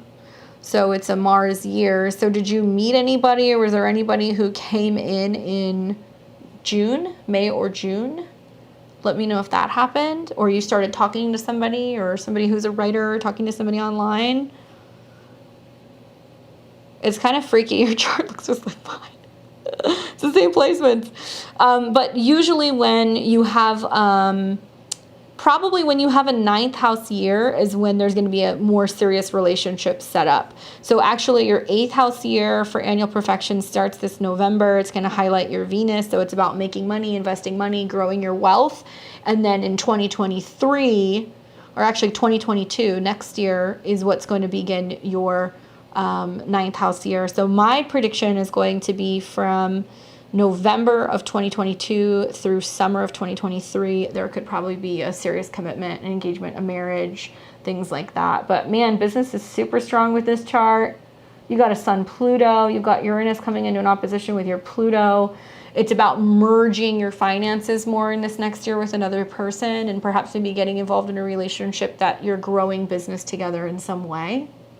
So hopefully that makes sense. That's cool. I love your point of fortune. I love that it trines your moon. The universe finds you in conversations with your friends. It finds you through books. Get into the habit of like sitting, meditating, asking yourself a question, open up a book, and then read a line. Or like put your finger on a line, and you'll see that you'll start doing that. Or you'll see like through license plates, basically. Hopefully that was helpful. Okay, now we can pop on over to everybody else. Thank you guys for being patient. Make sure I don't miss anybody. So we've got Jamie. February 18th, 88.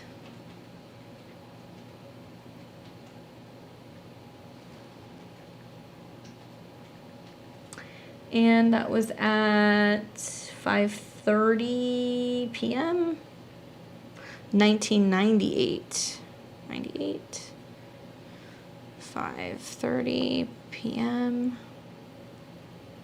And that was in Brisbane, Australia.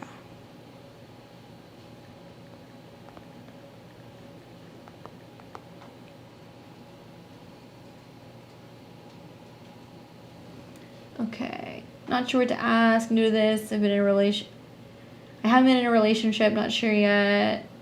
Click to the person. Not yet sure if it's a traditional relationship or my thing. Tell me anything I need to know. Okay. So hopefully you hear me on this, Jamie. I got you. 1998. Don't worry. So this gives you a Leo rising, Aquarius sun, and your moon is in Scorpio. Wow, moon square Uranus. Got a lot of fixed energy in your chart. It's funny that you're like, I don't know if like traditional relationships are for me. Like having Aquarius in your 7th house means that, first of all, you have a heavy 7th house. So like relationships are a theme, how you relate to people. And you're going to be learning a lot about relationships the next 2-year period because Saturn is going through there. One thing I would say to watch for is be iffy with relationships with people that you're working with. Be iffy with relationships with people who may have issues health-wise or like with addictions. Like that can come up with this chart. Your sun's at 29 degrees of Aquarius, so that's your chart ruler. So to me, it seems like the future of a potential relationship can show up here soon. I feel like this can get super active from about the end of October all the way up through May of 2022. I know that's a big timeline, but I just want you to know, like, that's when all of the planets are kind of moving through your 5th house and then into your 7th house. Friendships can be the basis of relationships with a chart like this, and like unconventional is definitely the theme. But when we say unconventional, what do we really mean? Uranus on your descendant, Mercury and the sun in the 7th means you guys need to be on the same wavelength. You need to be able to talk about weird and unusual things, things that interest you. You may have joint interests in food, leisure, all of this like 2nd house stuff because Mercury is there. You may meet them through business in some way. That's another way that this can happen. And your Venus is in Capricorn in the 6th house, so you're picky, girl. Like, you're not just going to settle for just anybody. You need somebody who you feel like also is, I think, someone that you can kind of rely on, and somebody who either accepts you helping them or vice versa. They bring something into your life. I think that's maybe going to be helpful in some way. I'll tell you that, you know, to me, it seems like probably the best is going to come spring of next year. And because you have so many planets located in the same sign as your 7th house, it can represent like several different people. So, you know, one relationship can be like the Uranus stuff that you're clearing out this year. And you realize like you're better off as friends with someone. And then the next one can be next year when Saturn comes into conjunction with your Mercury. And I think you start talking about your values and what you're looking for. And then when it conjuncts your sun. Usually when Mercury is conjunct the sun in the 7th, you're focused on making money with a partner, talking about money with a partner, talking business with a partner, something like that. No, we don't have Catherine. No, Catherine's still good for this month. Yeah. So I would say focus on who comes into your life in February, March, April, because to me, it seems like you can start the process of like meeting somebody who shares the same values as you. Definitely someone who won't take anything less than you deserve. Yeah, no, that's not gonna happen. Not at all. The other thing is that it's going to take up until 30 for this chart to really mature when it comes to relationships. So be patient, because over the next couple of years, you're going to learn a lot. And I think you'll be stronger in relationships, and you'll know more about who's better as a relationship and who's better as a friend. And that'll take about 2 years' time. And then somewhere around 27 to 30, relationships really mature. But for right now, you need somebody who has the same values as you. That's like probably the most important thing I can tell you. Hopefully that is helpful. Okay, so we got everybody on there. Let me go back here. I know there's one more person that I was missing, and that is Nancy. So Nancy, let me pull up your info. Sorry guys, I'm having to scroll back because there's so many comments. Nancy, remind me of your question. I'm finding your info. I'm in the queue. Where else are the messages from Nancy?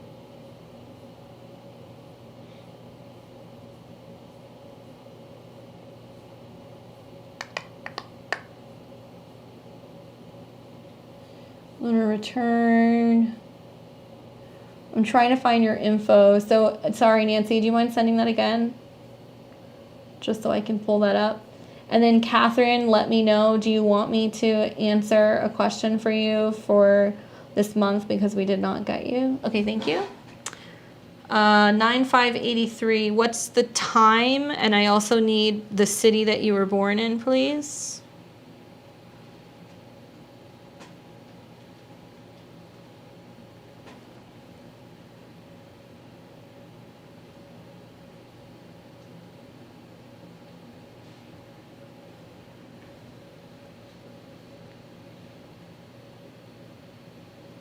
(7:45 p.m. Houston). And you want a lunar return, so what city are you currently in?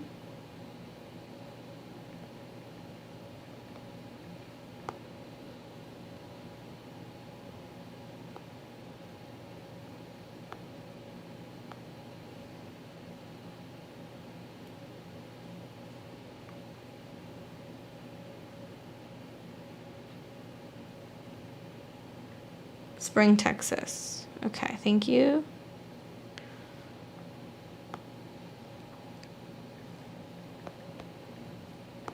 So this is going to be a lunar return for you, Nancy. Lunar return. All right, so I'm going to do it for September 5th. That's the next one that's coming in.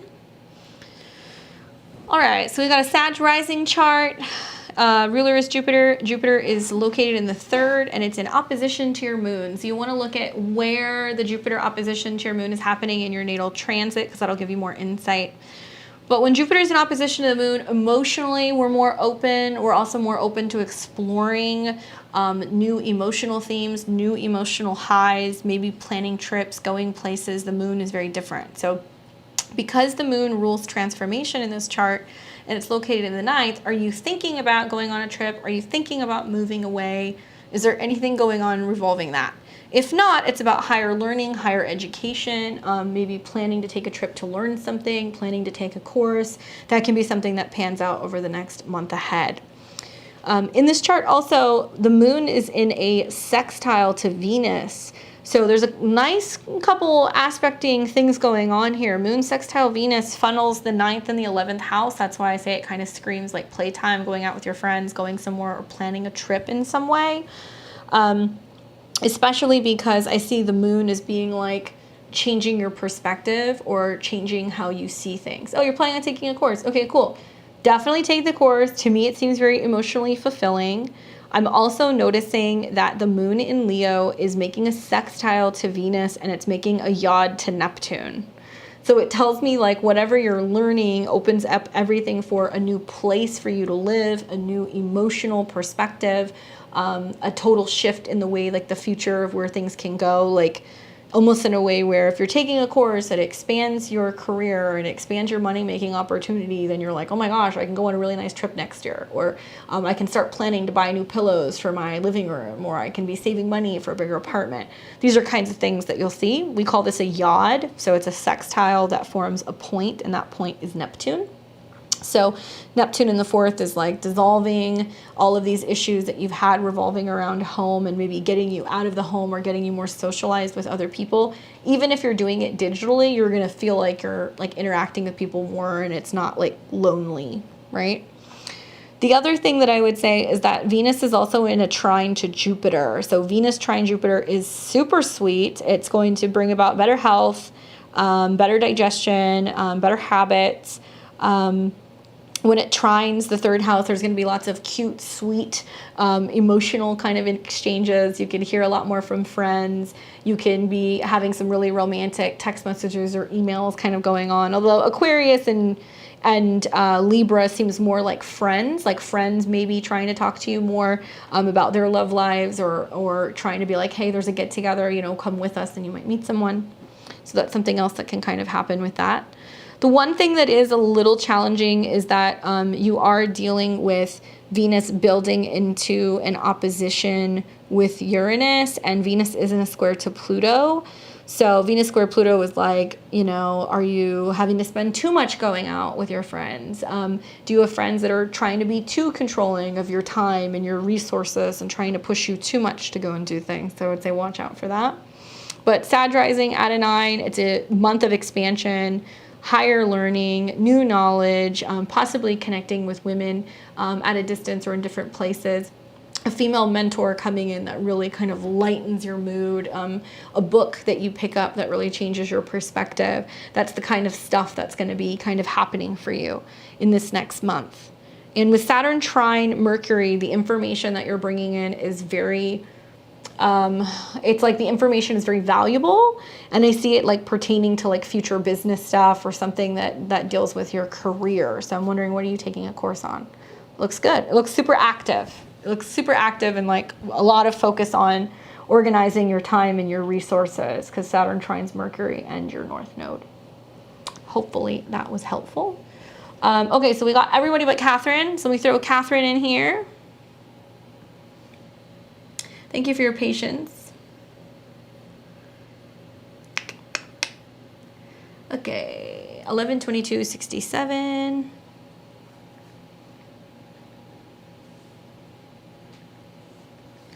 might just start saving some of you guys, because I hear from some of you guys, well, my subscriber is monthly, but some people come back and like ask other questions, so I should just start saving your charts.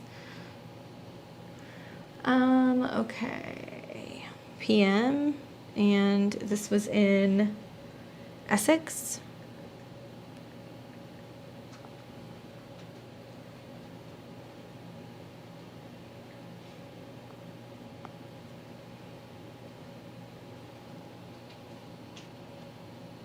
Okay, Catherine, this one is for you. November 22nd, 67, 10:40 p.m. Okay, so to make sure this is all right. Okay, so she's here. And my back is bad. I figured I need more muscle strength in the middle of my back. Will I have a good year financially? I need it. Well, the good news is you got a lot of action going on in your second house. So one thing I would watch is Mercury's been in opposition to Neptune, and now Mars is coming into an opposition with Neptune. So that tells me, like, do you have a pending legal case going on? Is that happening? Let me know. Is there some kind of settlement? Is there some kind of pending legal case, especially pertaining to like an accident, somebody who hit you, somebody who you hit? Or are you waiting on insurance to clear to do a surgery on your hand or to have treatment on your hand? Because I could see either or kind of building in this chart. What's happening here is Mars and Mercury moving into your second. So, you know, it's really putting emphasis on organizing your finances, getting everything structured, getting everything grounded out. It's great, especially the next 48 hours. I want you to pay attention. Because the moon's meeting with Uranus and it's coming into a trine with Mars. So it can be changes revolving around finances, getting ahead of financial situations, things like that. You want to watch out for like freaking out about finances with Neptune in opposition to your Pluto. The truth is like the rate that this is going, both with Venus retrograde over your Mars and also you know, Jupiter making its way into Pisces, it's all going to expand your finances the next 2 years, like in a big way. So I'm not seeing anything concerning there. I think the biggest challenge right now when it comes to finances is really looking at the state of your Mercury. And Mercury retrogrades will hit you pretty hard, especially because Mercury will retrograde to just the very cusp of your second house. So it's reassessing how much money you have and how you're spending it. But in terms of this next year, I feel like you're going to see the strongest financial transformations when Venus, Mars, and Pluto are all conjunct in Capricorn and they're sextiling the Sun and Jupiter going into your 8th. So this will be from mid-February of 2022 through the end of May of 2022 is a year. It's a period of bringing in more. Keep in mind that if money comes from business or money comes from crypto or other things, that's a really heavy tax house. So that can also be like you get a large chunk of money, but you have to pay some of it back, or you have to pay off loans, or you have to pay off medical bills, or you have to pay taxes. Like something like that can happen because it is all going to make oppositions to your natal Pluto and Uranus. To me, it seems like it's all the setup to kind of bring in a chunk of change. So if you want to make changes within your home base or your home, you could. But I feel like Jupiter coming into an opposition with Pluto and Uranus, you want to look back in time, the last time that you had this transit, because it will bring about, not the same, but similar themes. Like Jupiter in the 8th house can be benefactors, insurance payouts, inheritances, things like that. So you actually had this going on back in the spring and summer of 2010 is what it looks like. So I want you to think about what was going on from about March through March of 2010 through the beginning of 2011. There can be some similar themes. So I want you to think back to what happened that year, because Jupiter makes something bigger and it's exalted in Pisces, or exalted in Cancer, but it's strong, very strong in Pisces. So when it comes into an opposition with Pluto and Uranus, they see that it is bringing you in a larger chunk of change. But the question is from what? That house is ruled by Neptune, and Neptune's in the 4th. So I don't like saying this, but with Saturn in Aquarius, for many Scorpios, They're going to be dealing with older relatives passing. They're going to be dealing with inheritances. They're going to be dealing with getting things from old partners. A lot of stuff is owed to Scorpios. And so with the South Node going through your 4th house and is square to Saturn and Jupiter in your 8th, you'll be receiving something is what it looks like to me.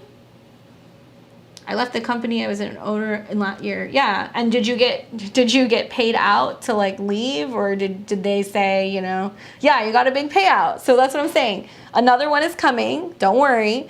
And in a way, this one may even be bigger because this time around, it's going to be in a sextile to Pluto. So it can be that, you know, somebody comes in and you partner with them. It can be that you start something new that's like really abundant. Granted, you want to look at, you know, like your solar return and other things, not just the transits. My partner money stole money from me. That's the Jupiter in your 8th in opposition to Pluto Uranus. So there's always like a trade, right? When you're dealing with the 2nd house and the 8th house. The 2nd house is the money you make. The 8th house is the money people take. So you need to ask yourself, does it make sense? Like, I'm not saying don't go into a partnership, but now that Neptune is in the mix, there can be such a golden opportunity for money that you overlook anything that deals with like what people take from you. So make sure that you have an accountant in on the situation. It's very important that you do that, okay?